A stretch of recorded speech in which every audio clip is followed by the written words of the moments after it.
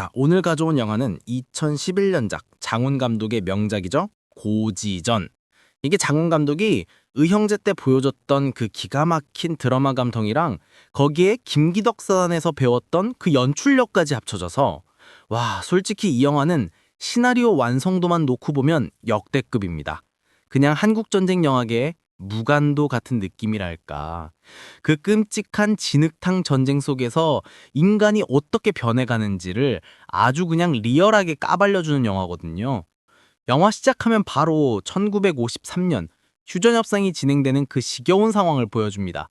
아니, 이제 1년 있으면 전쟁 끝난다는데 이 새끼들은 왜 이렇게 싸워대는지. 주인공 소개부터 가야죠. 우리 신하균 배우 강은표 준이로 나옵니다. 이 양반이 원래 북한군 포로신문을 담당하던 헌병인데 갑자기 군 상부에서 명령이 떨어져요. 야, 김수혁 중이가 2년 전에 전사 처리됐는데 왜 그쪽 부대에서 보낸 편지가 너한테 날라왔냐? 이거죠. 딱 봐도 개수작 냄새 나잖아요. 뭔가 덮으려는 게 있거나 아니면 내부에서 썩은 데가 진동하거나. 그래서 강중이가 이 악명 높은 악어 중대가 주둔하고 있는 애록고지로 파견을 나갑니다. 임무는 딱 하나예요. 저기 지휘관이 총을 맞고 뒤졌는데 이게 아군 사격인지 북한군 사격인지 그걸 파악해서 보고해라.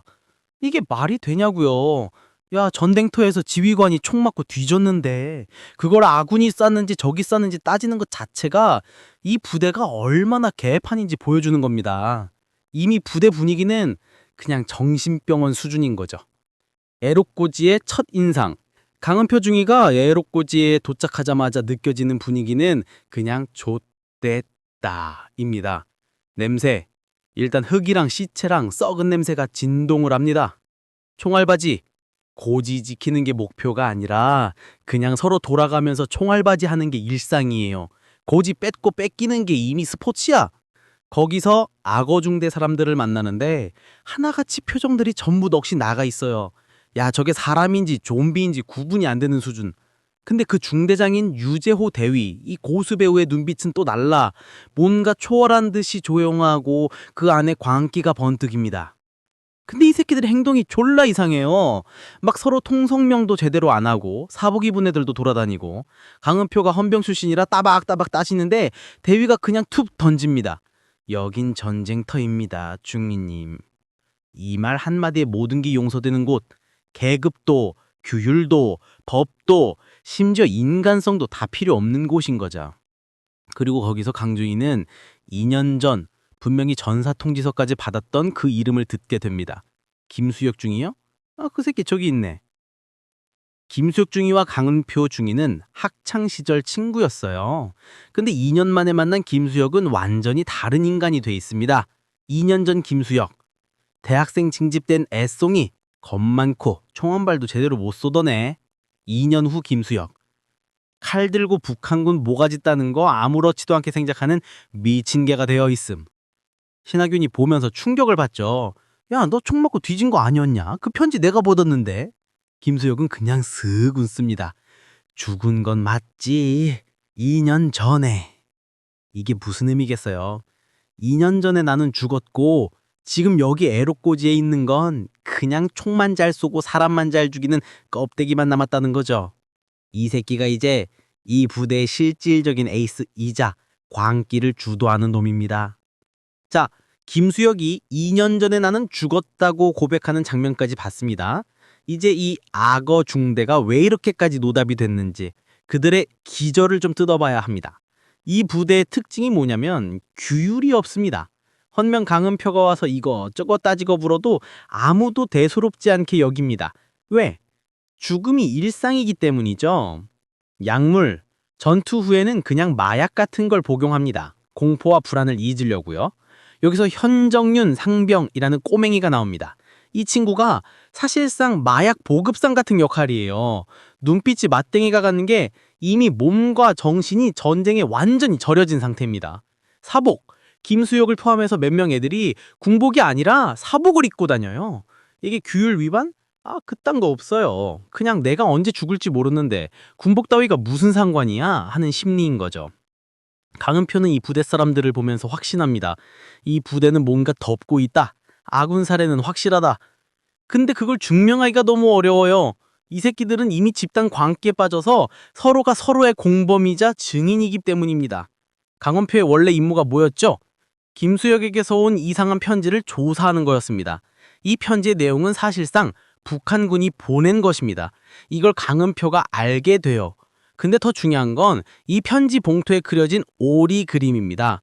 이 오리 그림이 뭘 뜻하냐면 이 고지를 뺏고 뺏길 때마다 북한군과 악어중대가 서로에게 남긴 메시지예요. 북한군이 고지를 뺏으면 야, 너희 수고했다. 잠시 쉬어라. 우리가 나중에 며칠 뒤에 다시 내려줄게. 악어중대가 고지를 뺏으면 그래 너희도 수고했어. 너무 오래 쉬지 말고 조만간 다시 오마. 말이 됩니까? 총칼을 앗대고 싸우는 A 적군끼리 서로의 안부를 묻고 다음 만남을 기약하는 편지 교환이라뇨. 이게 바로 에르꼬지 전쟁의 본질입니다. 상부의 농간, 휴전선 1cm 움직이는 거에 혈안이 된 서울과 평양의 개새끼들은 이 고지를 생명이 없는 숫자 노림으로만 봅니다. 하지만 이 고지에서 피를 흘리는 병사들, 즉 악어중대와 북한군에게는 살아남는 게 유일한 목표예요. 그래서 이들은 암묵적인 룰을 만든 겁니다. 우리는 서로를 죽여야 하는 운명이다. 하지만 서로를 이해한다. 우리는 상부의 숫자가 아니다. 북한군도 한국군도 모두 이 지옥에서 탈출하고 싶은 피해자라는 공감대가 형성이 된 거죠. 이 편지는 바로 그 위안의 끈이었던 겁니다. 이 영화에서 가장 압도적인 캐릭터가 나옵니다. 북한군 소년병 류승룡. 이 김수혁이 그 지형에서 그놈이라고 부르는 애예요. 에로꼬지에서는 아주 짧은 시간 동안 찰나의 휴식 시간 같은 게 존재합니다. 서로 싸우다 지쳐서 숨 고르는 시간. 바로 그때 김수혁은 저격수 라이플을 들고 나타난 북한군 저격수를 보게 됩니다. 이 저격수가 바로 류승룡이죠. 류승룡은 총을 쏘지 않습니다. 대신 조용히 고지를 내려갑니다. 김수혁도 총을 쏠 수 있지만 쏘지 않습니다. 여기서 2초의 정적이 흐릅니다. 이 2초가 바로 인간 대 인간으로서 서로를 바라보는 시간이에요. 너도 나처럼 이 즉짓한 전쟁에 끌려온 개구리랄 뿐이구나. 하지만 이 짧은 휴전은 곧 깨집니다. 류승룡은 조용히 내려갔다가 다시 올라와서 아군을 조격합니다. 이게 전쟁터의 룰입니다. 개인적인 연민이나 이해는 찰나의 사치일 뿐이고 결국은 서로를 죽여야만 살아남을 수 있다는 냉혹한 현실을 보여주는 거죠. 김수혁이 그 이후로 죽은 내가 낫다 라고 말하는 이유가 여기서 나오는 겁니다. 인간으로서의 자신은 2초의 연민 속에서 이미 죽어버린 거죠. 자, 강은표 중위의 원래 임무, 즉 지휘관 사살 사건의 진실이 이제 밝혀지기 시작합니다. 사망자는 원래 악어중대장 정윤호 대위, 류승수 배우였습니다. 강은표의 추리는 헌병 출신인 강은표는 처음에 이걸 김수혁 중이나 혹은 미친 병사의 소행이라고 의심합니다. 누가 봐도 아군 사살, 즉 프레깅 상황이니까요. 근데 조사가 진행될수록 예상치 못한 인물이 용의선상에 오릅니다. 바로 정대위 본인의 부하였던 사람들입니다. 정대위는 전쟁 초반에 정과를 올리긴 했지만 시간이 갈수록 점점 겁쟁이가 됩니다. 생존 본능이 이성을 덮어버린 거죠. 정대위의 최악의 결정. 어느 날 부하들에게 이 고지를 버리고 후퇴하자고 명령합니다. 이미 고지전에 중독된 부하들 김수혁, 신일영 등은 이 명령에 반발합니다. 정대위는 권위를 유지하기 위해 부하들을 협박합니다. 이때 신일영 중사가 나섭니다. 신 중사는 이 부대의 정신적인 지주 같은 존재였는데 정대위가 이성을 잃고 후퇴 명령을 내리자 당신은 더 이상 우리 지휘관이 아니다라고 판단합니다. 결국 신일영 중사가 정윤호 대위를 사살합니다. 이 부대에선 생존과 전투 의지를 저버리는 지휘관은 바로 악이었던 겁니다. 규율을 지키는 것보다 살아서 싸우는 것이 최고의 도덕이 된 지옥. 이게 영화의 핵심 반전입니다. 아군 사살의 이유가 광기가 아니라 살기 위한 처절한 선택이었던 거죠. 물론 그 선택 자체가 이미 광기였지만 그들만의 논리 속에선 정당화되는 겁니다. 정대위가 죽고 부대는 잠시 혼란에 빠집니다. 이때 새로 부임한 중대장이 바로 유재호 대위입니다. 아까 북한군 저격수는 이름이 없었고 이 대위가 진짜 류승룡이 연기한 유재호입니다. 유대위는 전임 정대위와는 완전히 다릅니다. 냉철함, 감정 변화가 거의 없고 오직 목표 달성만을 생각합니다. 실리, 병사들의 사기를 올리기 위해 포상 휴가를 약속하고 실질적인 보급, 심지어 마약까지 묵인한 실질적인 보급을 챙깁니다. 광기의 포용. 이 부대의 미쳐버린 룰을 이해하고 오히려 그걸 전투력으로 활용합니다. 유대위는 김수혁, 신일영 같은 미친 개들을 통제하면서도 그들의 광기를 부추깁니다. 유대위에게 이 부대 병사들은 승리를 위한 도구 이상 이하도 아닙니다. 이 양반이야말로 전쟁이 만들어낸 가장 완벽한 살인마 기계의 지휘관이었던 거죠. 강원표는 유대위를 보면서 더 큰 공포를 느낍니다. 정대위는 미쳐가는 인간이었지만 유대위는 미치지 않고도 미치게 만드는 사람이다. 강은표는 모든 진실을 알았지만 이제 뭘 해야 할지 모릅니다. 이들을 처벌하는 게 옳은 건지 아니면 이 비극적인 진실을 묻어두고 그저 살아서 돌아가는 게 옳은 건지 말이죠. 바로 이때 또 다른 비극이 닥칩니다. 신일영 중사가 전투 중 사망합니다. 신 중사는 앞서 정대위를 사살하면서도 최소한의 양심 같은 걸 지니고 있었던 인물이에요. 그는 강은표에게 이 부대의 비밀을 알려준 장본인이자 강은표에게 인간으로서 살라는 마지막 메시지를 준 사람이기도 합니다. 신중사의 죽음은 악어중대에게 큰 타격입니다. 정신적 지주를 잃은 거죠. 이때 김수혁은 완전히 이성을 잃고 폭주합니다. 김수혁, 야, 이 씨발 전쟁! 우리 이제 그만하자고! 편지 그만 주고받고 씨발 여기서 끝내자! 그는 이 모든 광기를 끝내고 싶어 합니다. 하지만 전쟁은 그들의 의지와는 상관없이 계속됩니다. 이제 곧 휴전협정이 발효되지만 그 전에 마지막으로 고지를 뺏으라는 마지막 명령이 떨어집니다. 자, 3부에서 신일영의 죽음 이후 김수혁이 폭주하는 것을 봤습니다. 이제 영화의 가장 중요한 클라이맥스로 넘어갑니다. 1953년 7월 27일, 바로 휴전협정이 발효되는 날입니다. 상부에서는 이 마지막 날까지도 1cm의 전선이라도 더 확보하기 위해 병사들을 쥐어짭니다. 애록고지는 당연히 그 최종 목표가 되죠. 상부의 명령, 휴전 직전까지 애록고지를 반드시 확보하라. 한 명이라도 더 죽여서 유리한 위치를 점령해라. 이거 미친 소리 아닙니까?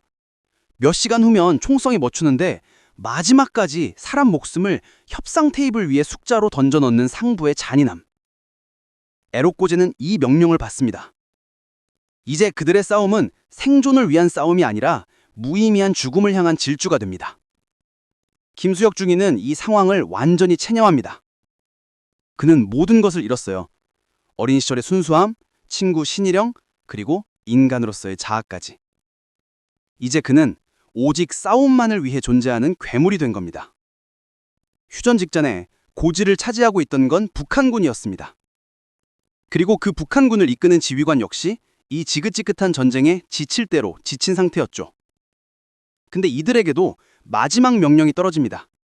이 고지를 절대 내주지 마라. 북한군 저격수 류승룡이 다시 등장합니다. 기억나시죠? 2초의 연민을 나눴던 그 저격수. 그는 이제 더 이상 인간적인 연민을 가지지 않습니다. 오직 살기 위해, 그리고 이 지긋지긋한 전쟁을 끝내기 위해 무자비하게 아군을 조준합니다. 이때 김수혁과 유승룡은 고지 위에서 서로를 확인합니다. 편지를 주고받던 오리가 이제 서로에게 죽음을 배달하는 존재가 된 겁니다. 류승룡의 심리, 너도 나도 모두 피해자였지만 결국 마지막까지 살아남는 자만이 승리자다. 그리고 나는 이 지옥을 끝내고 싶다. 이 두 괴물은 이제 피할 수 없는 1대1 대결을 준비합니다. 이들의 싸움은 이념의 싸움이 아니라 누가 더 미쳐서 살아남는가의 생존 싸움인 겁니다. 자, 영화의 가장 처절한 클라이막스입니다.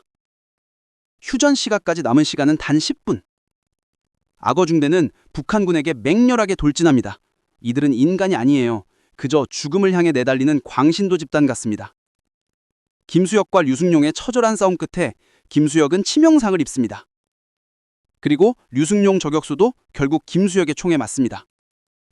두 젊은 피가 고지의 흙 위에서 섞입니다. 이때 강은표 중위는 모든 것을 포기합니다. 자신이 이곳에 온 이유, 지휘관 사살 사건의 진실, 모든 군 규율, 그 모든 것이 무의미해집니다. 그가 할 수 있는 마지막 것은 친구 김수혁의 옆을 지키는 것뿐입니다. 강은표, 야 이제 휴전이야, 끝났어. 김수혁, 피를 토하며, 끝난 건 나지. 그리고 정확히 휴전 시각인 22시 정각, 고지 전체에 울려 퍼지던 총성회가 거짓말처럼 뚝 끊깁니다. 정적이 찾아옵니다. 강은표는 살아남았습니다. 하지만 그의 옆에는 친구의 차가운 시신만 남아있죠. 고지는 피와 흙, 그리고 수많은 시신으로 가득한 진짜 폐허가 되었습니다. 강은표 중위는 결국 혼자서 고지를 내려옵니다. 그는 이 부대의 진실을 상부에 보고하지 않습니다. 아니, 보고할 필요가 없어진 거죠. 이 지옥에서 살아남은 자에게는 침묵이 가장 큰 복수이자 숙명이었으니까요. 강은표는 이제 압니다. 전쟁은 휴전으로 끝났을지 몰라도 이 고지전의 광기는 자기 안에 영원히 남을 것이라는 걸요. 이 영화는 우리에게 묻습니다. 전쟁의 승자는 누구인가? 1cm의 땅을 더 차지한 자인가? 아니면 이 지옥에서 살아남은 괴물인가?